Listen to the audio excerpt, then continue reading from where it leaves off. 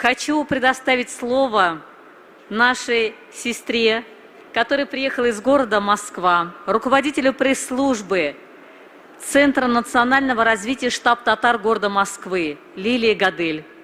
Прошу. Включила, да?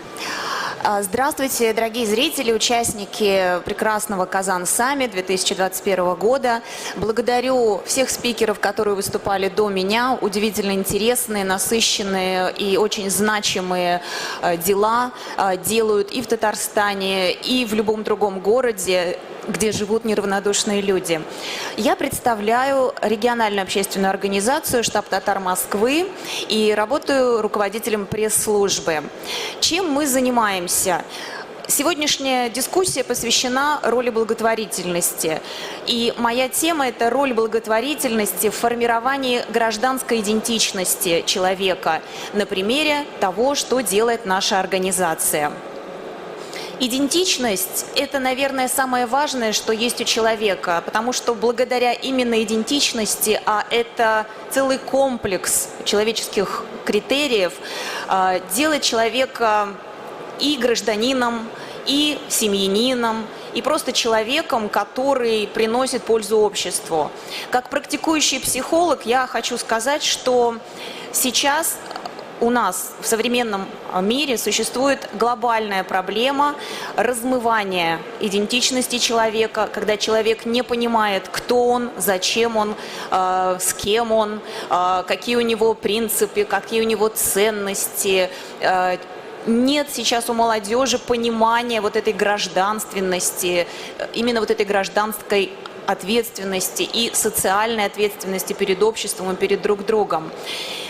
Понимая эту проблему, в штабе татар Москвы мы предпринимаем все возможные действия, которые нам доступны, как некоммерческой организации, существующей на средства спонсоров. Мы не существуем на средства какого-то бюджета, государственного или татарстанского.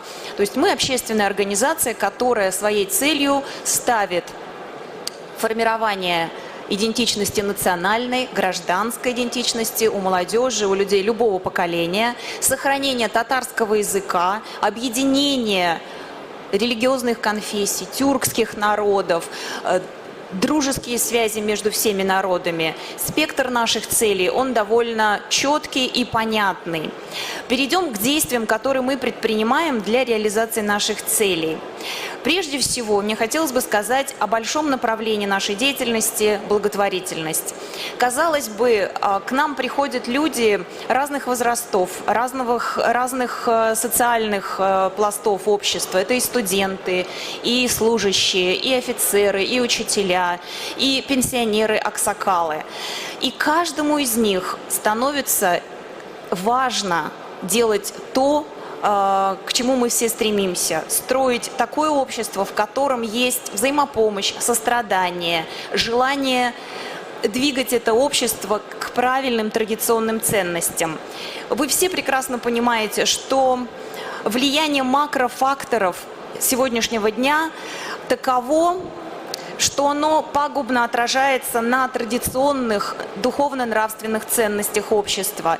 И мы сейчас сталкиваемся с тем, что, например, по статистическим данным, по опросам, по анкетным опросам молодежи, большой процент молодежи, буквально там 40% молодежи, не считает себя гражданами этой страны, не считает себя россиянами и не думает, что Россия – это их страна. То есть мы видим, что настолько размывается понимание своей гражданской идентичности, то есть своей принадлежности к обществу, к стране, к социуму, к культуре, к определенной, либо к религиозной конфессии. То есть люди перестают понимать себя как личность. А это, естественно, грозит нам всем огромными проблемами, в том числе и преступностью, и всем возможным искажением духовно-нравственных ценностей, которые все вы, естественно, наблюдаете в любой точке сегодняшнего мира. Наши благотворительные акции направлены на разные сферы. Я просто перечислю и расскажу немного подробнее о каждом из направлений благотворительности. Прежде всего, это помощь детским домам и хоспису имени Анжелы Вавиловой. Что мы делаем? Мы собираем средства и помогаем, например, собрать детей к школе. Вы знаете, что сейчас это довольно недешево. Либо мы переводим определенные средства на какие-то цели, которые ставит перед собой, допустим, тот же детский дом где-то в Агрызском районе или в Подмосковье. У нас есть подшефные детские дома. Хоспис Анжелы Вавиловой, вы понимаете, что там всегда нужны деньги, потому что уходящим людям, уходящим детям, им нужна помощь каждый день и ежечасно. Благотворительность в детских домах не ограничивается только переводом денежных средств. У нас бывают и такие акции, когда активисты нашей организации выезжают, допустим, в детский дом и делают какую-то интересную акцию, привлекая детей к чему-то хорошему, к высаживанию деревьев, например, к общению, к каким-то играм, к какому-то взаимодействию.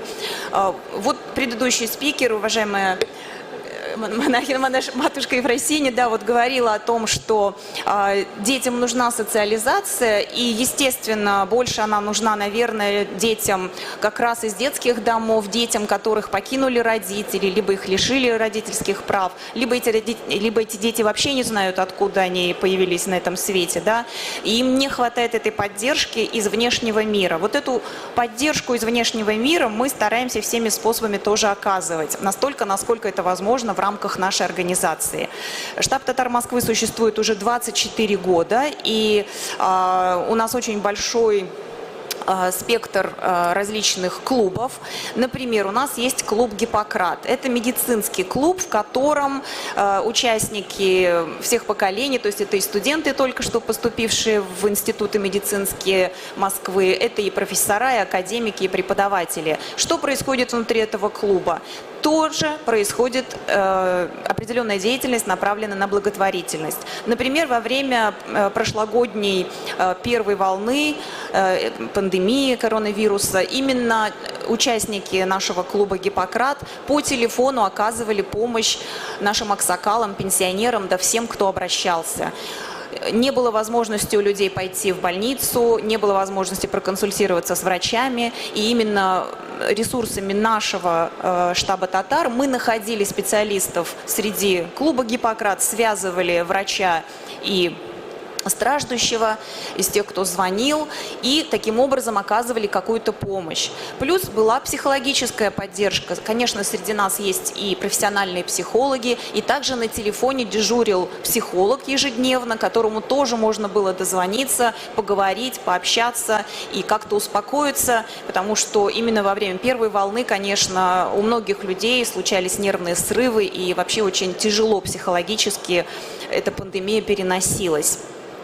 Еще одно направление – это печатная продукция. Ежегодно мы выписываем около 16 тысяч экземпляров газет и журналов, которые издаются не только в Москве и Казани, но и в других регионах нашей страны. Для чего мы это делаем? Мы раздаем эту печатную продукцию всем, кто заинтересован в том, чтобы изучить, как живут татары в нашей стране. Газеты издаются и на татарском, и на русском языке. Мы собираем такие пакеты с печатной продукцией, и на каждом мероприятии, которое мы проводим, каждый человек уходит с этим пакетом. Плюс, который мы почувствовали сразу, это то, что молодые люди, которые, возможно, и не так заинтересованы почитать газеты, берут эти газеты для своих бабушек и дедушек. То есть буквально, вот получается, через несколько шагов мы достигаем того, к чему мы стремимся. Мы формируем довольно простыми способами вот эту гражданскую идентичность и эту социальную идентичность нашей молодежи. То есть студент, которому 17 лет, понимает, что у него есть бабушка, которой хочется почитать на родном языке. Он приходит в наш штаб «Татар», берет эти газеты и относит этой бабушке. Или соседке какой-то, да, вот есть соседка татарка или башкирка, например. Он ей несет эти газеты, журналы, чтобы она почитала, и наверняка это доставит ей большое удовольствие, правда же? Плюс мы издаем книги, посвященные известным татарам, так как, например, «Татары Подмосковья» у нас вышла книга. В этом году мы выпустили очень интересную книгу, она называется «Узжиримде Устелем». Эта книга посвящена сохранению татарского языка, но все, что там написано, прекрасно может быть использовано для сохранения любого другого языка. И тексты, статьи 110 человек, которые туда собраны, это не простые люди, это люди академики, преподаватели, заслуженные учителя, профессора, писатели, поэты, президенты, советники, дипломаты, политики. То есть это все те люди, которые неравнодушны к тому, что происходит в нашей многонациональной стране, а происходит довольно неприятная вещь, когда стираются культуры, исчезают языки, не преподаются языки, молодое поколение уже не изучает свой язык, а через язык формируется та же идентичность и социальная, и культурная, и гражданская, потому что в языке заложен культурный код, духовный код нации, как вы, естественно, понимаете. Кроме печати, мы еще делаем такие вещи, как культурно-просветительские встречи с лицами, которые являются такими лидерами в духовной сфере. Мы приглашаем хазратов, мы приглашаем теологов, мы приглашаем ученых, которые занимаются религиозными конфессиями, изучают эту тему глубоко, чтобы рассказывать людям о духовных ценностях, о культурных и духовных ценностях нашего народа. Казалось бы, мы считаемся исламской, мусульманской организацией, потому что большинство татар, конечно же, мусульмане, но есть и крещенные татары, христиане, кряшины, как вы знаете. Мы не делим, естественно, никого ни по каким религиозным конфессиям, всем абсолютно рады. И можно сказать, что удивительным таким нашим благотворительным проектом в прошлом году стала акция помощи православным христианам из села Красный Бор Агрызского района, где в течение 300 лет практически было такое религиозное просветительское место силы, куда стремились люди из всего Поволжья и Придуралья, чтобы получить знания, чтобы излечиться, потому что среди духовных служителей были люди, знающие, как молитвой, как послушанием излечить какие-то недуги у людей. И вот туда стекались люди со всех сторон, чтобы стать духовно более цельными, чтобы стать духовно здоровыми. Произошла советская власть, и все там разрушили. И церковь разрушили, и кладбище, на котором были захоронены знатные религиозные служащие. А я уверена, что среди них были и крещенные татары. И все это превратилось в такое, можно сказать, безобразие, куда уже наведывались, естественно, и вандалы, и так далее. И что сделал штаб татар? Мы вняли просьбам православных Красного Бора и нашли средства для того, чтобы прибраться на этом кладбище, обнести его оградой. И сейчас мы начинаем поиск всех пофамильно, всех, кто там был захоронен. То есть мы сейчас строим заново вот это место силы, духовное место силы, куда могут приезжать любые религиозные конфессии, любые граждане нашей страны или туристы из других стран, знакомиться с культурой и духовно-нравственными традициями нашего народа. Завершая свое выступление, я хочу сказать, что роль вообще в развитии общества таких некоммерческих организаций социальной направленности, как штаб Татар Москвы и многие другие организации, она достаточно огромна и требует, конечно, и государственной поддержки, и поддержки спонсоров. То есть это маленькая, казалось бы, структура, в которой можно делать большие вещи, в которой можно воспитывать идентичность граждан, в которой можно воспитывать молодежь. молодежь. И каждый, кто здесь выступал, говорил примерно об одном, о том, как сделать наше общество более здоровым, целостным, дружелюбным и сострадательным друг к другу. Спасибо вам большое за внимание. Я буду рада ответить на любые вопросы, если они возникнут у вас. И очень рада нашей встрече. Спасибо. Мы очень благодарны. На самом деле Лилия сказала очень важные слова о том, что связь поколений – это очень важно. Народ жив, пока живы его традиции, язык. Поэтому благодарим, Лилия, Спасибо. за такое великолепное выступление.